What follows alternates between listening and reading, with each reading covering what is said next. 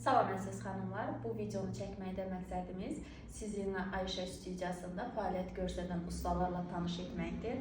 Bugünkü ilk qonağımız, ilk ustamız, Kipri ustamız Nərgiz xanımdır. Nərgiz xanım indi özü haqqında sizlərlə ətraflı məlumat verəcək.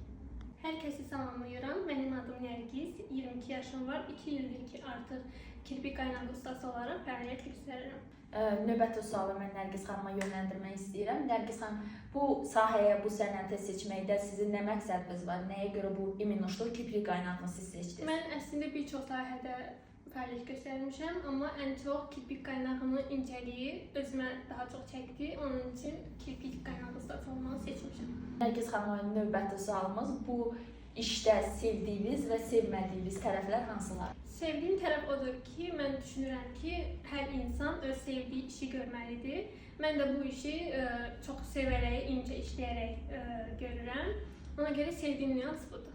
Yeganə bəyənmədiyim nüans odur ki, prosedurdan sonra xanımlar üzərini çəkməyə icazə verirlər.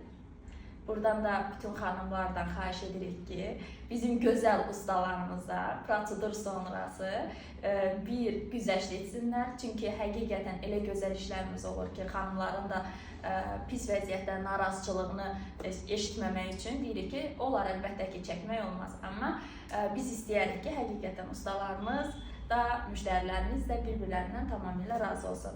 Mən düşünürəm ki, bu sizin üçün çox maraqlı oldu. İnşallah gələn həftə yenə belə bir təqdimatla sizin qarşınızda olacaq. Fikirlərinizi, təkliflərinizi bu postun altında qeyd edə bilərsiniz.